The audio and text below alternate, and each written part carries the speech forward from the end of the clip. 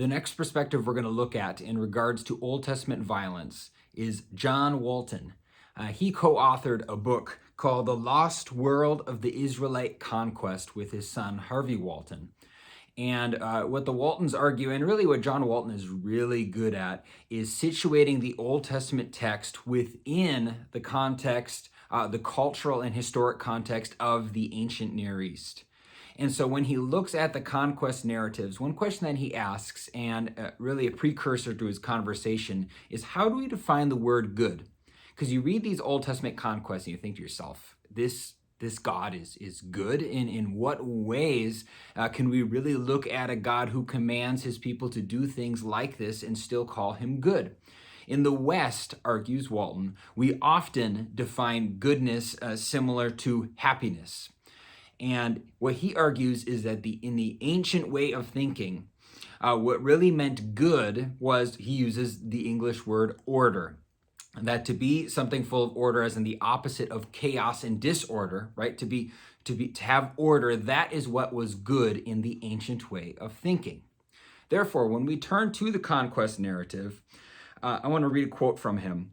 In the ancient perspective, failing to harm or destroy a people who are behaving contrary to order would be bad no matter how happy they are.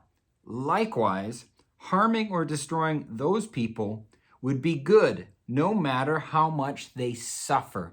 In other words, no matter how much they suffer, actually going in and destroying a people group, if that, whether they're the Canaanites, whoever they might be, in the ancient way of thinking, that it would actually be declared as a goodness if you went in and destroyed a people of chaos, which again might sound a little bit odd to our modern way of thinking. But Walton argues to the ancient mindset and the ancient even logic and all that means, it would make a lot more sense to them.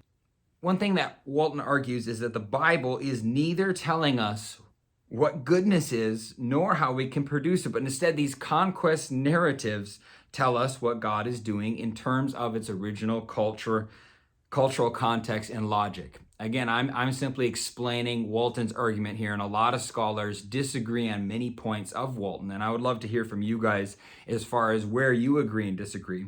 But he boils down to the purpose of the conquest to two things. First of all, he says, with the conquest, Yahweh is both able and willing to carry out the covenant promises made to the ancestors of Israel. God made a promise to Abraham and to his descendants that this chunk of land, I'm going to give it to you as an inheritance.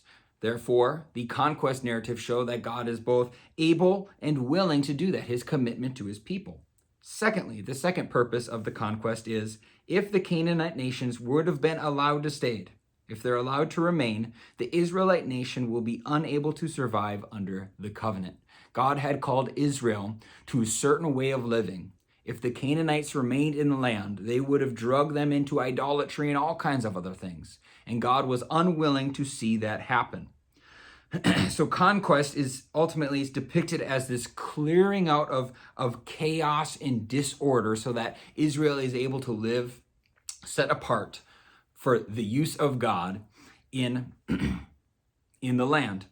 Now, this word harem, which we've been dealing with in this series, is often translated devoted to destruction. I know that's how the ESV translate it. He says is better rendered removal of something from human use.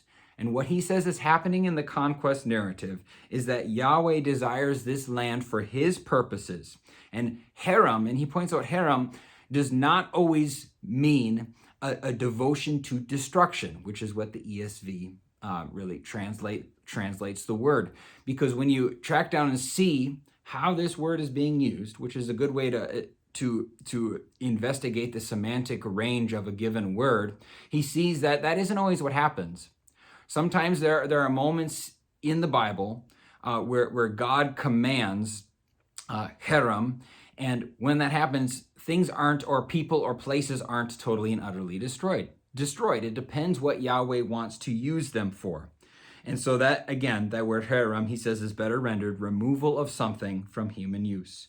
So really to conclude, Walton does a good job, again, of situating the conquest narrative within the context of both God's covenant with Israel and also with a full appreciation of ancient Near Eastern culture. God was eliminating chaos from the land so that it might become this renewed piece of Eden. And that's what we see is God's desire in the story of the Bible. God first has to deal and eliminate this with these chaos, this disorder, these impurifications, so that is really Walton's argument. First, God deals with the chaos, and then there's like this little chunk of renewed Eden that takes place. But first, he has to deal with that disorder. And so that is Walton's contribution. Please comment if you agree, if you disagree, and I would love to hear why.